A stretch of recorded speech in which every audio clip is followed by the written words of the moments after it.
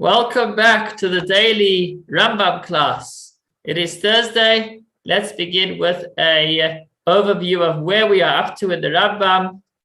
We are learning the Rambam's Mishnah Torah, which has 14 volumes, and we are in volume number 8, the book of Avodah, temple service. It has 9 topics. We learned all about the Beis HaBechira, the chosen house, the Beis HaMikdash, the temple. We learned all about the utensils of the temple, like the menorah, the Mizbeach. We learned about the laws of entering the temple. And now we are learning about Issurei Mizbeach, forbidden offerings. There are 7 chapters, as you see in this topic. So we are on the 4th topic of the book of temple service. And today we are up to chapter number 2. So these 7 chapters will cover blemished animals, other disqualified animals, disqualified nesachim, disqualified flour offerings, and the best way a person can bring an offering to the Beis HaMikdash. Those will be the 4 general themes that will be covered in the 7 chapters of the Issurei Mizbeach, forbidden offerings. Let's take a look at chapter number 2.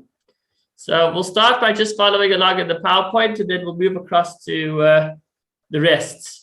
The Rambam begins by saying that we've already listed 50 blemishes that are equal in people and animals. So we're not going to list them again. But now we're going to list additional disqualifications, additional blemishes that can exist in an animal alone, which would disqualify it from being qualified to be brought on the Mizbeach, to be brought as an offering. I don't know if it was discussed at length or not, but when in the Beis HaMikdash, when coming to Hashem, everything needs to be in a state of shleimus, of perfection. Obviously, to a certain extent, because nothing in this world is perfect, but there's a certain level of wholesomeness, of perfection that is required in the Beis HaMikdash. And here are another 23 blemishes that disqualify animals. 51 is if the animal's eyeballs are round like humans. 52, if one eye is large like a calf and the other is small like a duck. If, however, one ear is large and the other is small, even if it's as small as a bean, then the animal is still acceptable to be brought as an offering. Rabbi, I don't see any text. Have you put it up? So I'm following along the text in the PowerPoint. Are you not seeing it? No. Oh, sorry about that. So let's go back a step. Okay, so we're in the book of. No, sorry. Let's start this again.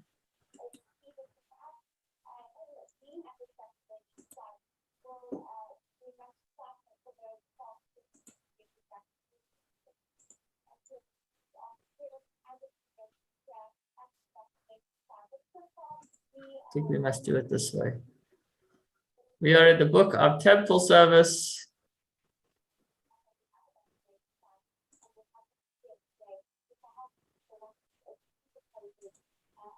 And we are on topic number 4, which is forbidden offerings. And yesterday and today we're learning about blemishes on an animal that disqualify it. Today we are up to chapter number 2. We already discussed previously 50 blemishes that exist by both people and animals, and now we're talking about animal blemishes. Can you see now? Yes. Okay. So far we spoke about if the eyeballs of the animal are round like those of a human, if one eye is large and the other is small, like that of a calf, and the other is small like that of a duck, that disqualifies the animal. If, however, one ear is large and one is small, even as small as a bead, it is still acceptable. If there is an eruption in the white of the eye that has a hair growing from it, it's another blemish in the eye. Moving on to the nose, if the cartilage between its 2 nostrils was perforated in a place which can be seen. If its mouth resembles that of a swine, meaning its upper jaw overlapped its lower jaw, even though it is not pointed like a split, even if it's not as pronounced. Moving on to further in its mouth, if its outer tonsils were perforated, then it's disqualified. If their substance was reduced, even though a portion of them remained, that's its outer tonsils, or if they were shriveled, because the outer tonsils are apparent, are noticeable from the outside. But if its inner tonsils were removed, only if they were removed it's disqualified, because when it opens its mouth to shriek, one will see that it has no tonsils. So it is still a blemish that's observable. If its horns and the inner fibrous tissue was removed and nothing of it remained, meaning if the horn was cut, then it's still kosher. But if the horn was removed, then it is not kosher to be brought as an offering. A female animal that has horns is acceptable. If the substance of the skin which covers the male organ of an animal was blemished, or if the substance of the female organ of that animal was blemished, that disqualifies it. If the substance of the tail is blemished from its bone, but if it's just, that's if it reaches the bone, but if the substance of the tail is just blemished from the joint, not from the bone, then it's not considered a blemish, it's fine. If the tip of the tail was split into two, with two separate bones, if there was a finger breadth of flesh between every joint of the tail, that's a disqualification. If the tail was overly short, to what extent? For a kid, for a baby goat, one vertebra is a blemish if it only has one vertebra, but two are not. For a lamb, a baby sheep, a length of two vertebrae is a blemish, but three is not. If the tail of a baby goat was soft and hanging loosely like that of a pig, if one of the tailbones was broken, see how precise everything needs to be. One bone of the tail was broken, then the animal is not acceptable to be brought as an offering. If, however, one of the ribs are broken, it is acceptable because the blemish is not visible. A five-legged animal, if the animal was born with 5 legs, it's disqualified. If it was born with 3 legs, it's disqualified. If the hooves of one of its back legs or front legs was round like that of a donkey, even if it splits. If the hooves of one of its back or front legs was not split like that of a donkey. This is meaning of the word kolus, meaning if it wasn't split, if it was joined, like the way a donkey is joined. So if it was either round like a donkey or if it was joined like a donkey, then that disqualifies and it's not kosher. As we know, a kosher animal must have split hooves. It probably would be kosher to be shafted, because actually there's a lot of debate about that. Do the signs of a kosher animal make it kosher, or do they just reveal to us that it's kosher? And this would be the difference. If you knew it came from kosher parents and it just had a defect, so I don't know if it would be allowed to be eaten, but it definitely would not be allowed to be served on the Mizbeach because it has a defect. And finally, number 73, if its hooves and the fibrous substance inside has shriveled, even though there remains some of the fibrous substance next to the flesh, that is considered a disqualification, a wound that would disqualify the animal from being brought on the Mizbeach. Continues the Rambam. All of the 73 blemishes listed disqualify an animal from being offered as an offering, as a sacrifice, as a korban. If an animal that is consecrated, meaning a person said that I'm making this animal holy to be brought as an offering, and then it contracted one of these 73 blemishes, it can no longer be brought, it needs to be redeemed. And once it is redeemed, meaning it's considered like an ordinary animal, meaning that its holiness is transferred and it may now be used for other service.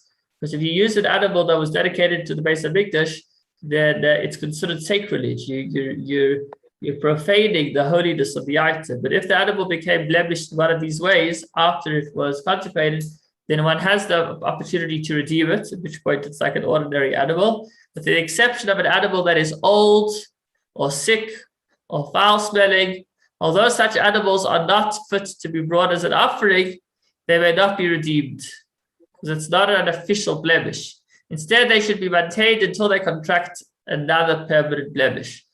then it should be redeemed. Similarly, a consecrated animal that contracts a temporary blemish, if it's not a permanent blemish, it should neither be redeemed nor sacrificed. Rather, one needs to wait until it gets a blemish that does disqualify it, and then it can be redeemed.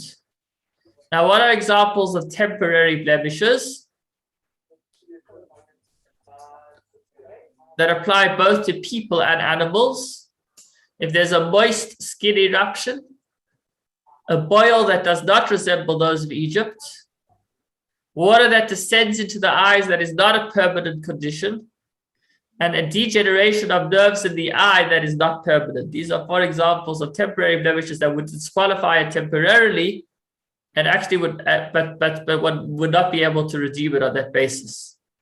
Now, there's another 4 ailments if found in an animal that prevent it from being offered as an offering. And the reason is because the Torah says it needs to be the choicest. It needs to be an animal of choice. And once it has one of these 4 disqualifications, it's no longer considered from the chosen of your vows. And what are they? An animal with an eruption in the white of its eye without having hair grown there. Only if there's a hair growing out of the eruption is it an official wound. So it's not officially a wound, but it is still disqualified because it's not considered choicest. If the substance of the horns of an animal was reduced, but the inner fibrous tissue remained. If the substance of its inner tonsils were reduced, but they weren't removed. Or if its inner tonsils shriveled, but they weren't removed. These things cause the animal to be considered no longer able to be brought, not because they are a blemish, but because it's no longer considered choicey, a choice animal. If a consecrated animal had one of these blemishes, it is neither sacrificed nor redeemed. Instead, it should be allowed to pasture until it contracts a disqualifying blemish. If it was sacrificed, it appears to me, says the Rambam, meaning he doesn't have clear indication from the Talmud, but it seems from the Talmud that the offering would be acceptable. Since it's not a formal blemish, it's just not the choicest, the Rambam believes that after the fact, it would still be accepted on high. Similarly, when a transgression was performed with a consecrated animal, or if it killed the person, but was observed by only one witness or the owner, so there isn't witnesses to be able to put the animal to death, but still there is somewhat of an evidence that it was involved in killing somebody, or was involved in sin, so that it can neither be sacrificed nor redeemed until it gets a permanent blemish. You can't sacrifice it because it's not a choicey animal. You can't redeem it because you don't have clear enough evidence. When an animal contracts one of the conditions that renders it a treifa means that it is fatally ill. And that condition causes it to be forbidden to be eaten. If it can't be eaten, it can't be offered on the altar. But behold, that the Torah says, present it, please, to your governor. Will he be pleased with you or show you favor? So we see that Hashem was admonishing that this, if you're not going to give it to the governor, why are you giving it to me? Although it is not fit to be sacrificed, it is not redeemed because it's not an actual blemish. The rationale is that we do not redeem sacrificial animals to feed their meat to the dogs. Instead, it should be pastured until it dies and then be buried. If it was slaughtered, the animal was shechted as an offering, and then it was discovered to be a treifa. It was discovered to be fatally ill. Maybe they found a hole in the lungs or something like that. So it needs to be taken out to the place where disqualified animals were burned. If it's discovered that one of its internal organs is lacking, even if this does not cause it to be deemed a treifa, meaning it's not fatally ill, but it is missing an organ. For example, if it has only one kidney, or its spleen had been removed, such an animal is forbidden to be offered on the altar and must be burned, because it's the fact that it's missing a limb is a disqualifying factor. So not that it's blemished, but rather an internal flaw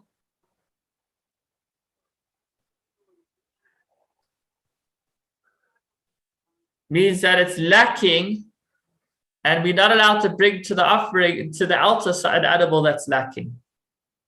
As it says, they shall be perfect before you. If it has an extra organ, it's considered as if it was lacking one. Therefore, if 3 kidneys or 2 spleens are found, it is unacceptable. Now, this makes me wonder, why the Rambam mentioned before if it has 3 legs or 5 legs, because it's really any organ. I think the answer to that, though, is here the Rambam's talking about internal organs. There he was talking about external, but I'm not sure exactly what the exact difference would be. Okay, what is meant by a permanent degeneration of nerves in the eye, which we said make it no longer eligible? An animal which was observed for 80 days. This is going to get quite interesting over here. You ready for some ancient remedies that you might want to introduce to your local vet? So here we go. An animal was observed for 80 days, okay, almost 3 months, and it did not see. The animal wasn't able to see. So we inspected 3 times. On the 27th day, from when when its difficulty was sensed, on the 54th day, and on the 80th day. 27, then double that, 54, and then not double that, but another 27, 80th. 54 plus 27, 74. Yeah, that would be 81, but we do 80th because the 54th day counts both ways. If its sight returned and then was lost again, then we count from the time it stopped seeing. Okay, so we look at it every 27 days for 3 cycles, 28 days. 37 days. Now, how is it known that the water in its eyes are permanent? When it ate fresh grass from Rosh Chodesh Adar until the first half of Nisan, that time of year. So we're talking about a month and a half for about 45 days around April time. It ate fresh grass and then ate dried grass 6 months later, 5 months later during the month of Elul and the first half of Tishrei. So in the one half, in the beginning of in Israel, what is autumn, beginning of the winter, not quite, but beginning of spring. Yeah. It ate fresh grass for a month and a half, and then at the beginning of the winter in Elul, it ate again, this time not fresh grass, but now dried grass for a month and a half, and it wasn't healed. And that's an indication that the water is permanent. So this is a natural cure for this malady. How much of the fresh grass should be eaten? And how much of the dry grass, each in their seasons? At least an amount the size of a fig before its first meal in these 3 months. So before it sits down for breakfast, before your cow has its breakfast, you first got to give it a fig size, a gregaris, the volume of a fig worth of fresh grass and then dried grass. They must be eaten each day after drinking, and it must be free to roam in the field while eating. Okay, so it's got a strict diet over here, but it needs to be free to roam in the field. It should not be alone, but with another animal for company. If all of this was done for it, and it still was not healed, the water is definitely permanent in its eyes. If one of these factors was lacking, there is a doubt concerning the matter, and the animal should be neither offered nor redeemed. Only if you know that it's for sure a permanent malady would you be allowed to redeem it. What is implied? If it ate fresh grass as prescribed through Adar and during the first half of Nisan, then it ate dried grass as prescribed during the second half of Nisan and the month of Iyar, so it's the wrong time. So it ate the grasses for 3 months in the proper order, but not in the right season. Or if it ate a fig-sized amount of grass after eating instead of before eating, or before drinking instead of after drinking, or it was tied, or it was alone, or located in a garden near a city. If it was not healed after all these treatments, there is an unresolved doubt whether the blemish is considered as permanent or temporary. Hence, if one blemished it in another manner, he wouldn't get lashes, because if it was already blemished, then it's not considered of significance. But he may be, in other words, we're not sure whether the second blemish disqualified the animal or not, so therefore we don't punish out of doubt. If it partook of the grasses in the prescribed manner during the prescribed times for eating, and it was not healed, then we know it is a permanent blemish. There's an unresolved doubt whether it is considered as permanently blemished from the time it contracted the condition, or from the time they despaired of its recovery. Therefore, if someone redeemed it before they despaired of its recovery, and then had benefit from the object that was used to redeem it, after they despaired of its recovery, I'll say what this means again in a moment. Outside, there's an unresolved doubt whether he derived unauthorized benefit from consecrated animals. Therefore, he does not bring a sacrifice to atone for this aggression, as will be explained in the appropriate place. What he's saying over here is, if you redeem an animal, so if I've got a cow that was disqualified and I take another cow to redeem it, so the second cow becomes holy, but the second cow only becomes holy if the first cow was actually disqualified. So here, he redeemed the cow before it was necessary. We weren't sure yet if it was disqualified because it showed some symptoms, but it didn't receive a clear diagnosis. So since there were already symptoms, but there wasn't a clear diagnosis, therefore it's unclear whether his act of transferring the holiness from one item to the other, his act of redemption, it's unclear whether it was effective, and therefore if he did misuse the second item, he would not receive a punishment. And now it's time to test ourselves. I did bring up last week's concern to the author of these questions, and he was very appreciative. It helps to live in South Africa. He said, I better fix it quick before everybody else starts sending in their messages, before everyone else gets to learn it. What is the meaning of the term kolot mentioned in the Torah? Okay, that's a little hard because it's a Hebrew word. When the hooves of one of the animal's hind legs or forelegs is round like a donkey. When the hooves of one of the animal's hind legs or forelegs are not split like a donkey. Or when the hooves of the fibrous substance inside has shriveled. Anybody know? So the answer is number 2. Kolot is when it's not split. Yeah, no, but number 1 also seems to apply. So number 1 is it is split, but it's round. Kolot means specifically when it's joined, it's not split. So even if it's round, if it's still split, it still would be considered. Definitely 2. Yeah. It would be disqualified, but it wouldn't be termed a kolot. Yeah. Okay. If the inner tonsils of a consecrated animal became shriveled, what is the law? Sure, these are tough. The inner tonsils. It is not a blemish, it may be offered. It is a blemish, it must be redeemed. It is a blemish, but should not be redeemed until it contracts a permanent blemish. Anybody know? Number one. I think originally we said only if it was removed. But I think afterwards we went back and we said only then is it considered properly disqualified. I think we said if it wasn't removed, it is just shriveled. I think the answer is number 3. 3, definitely 3. But they're talking about the inner tonsils. Yes. Not the outer. Correct. Good.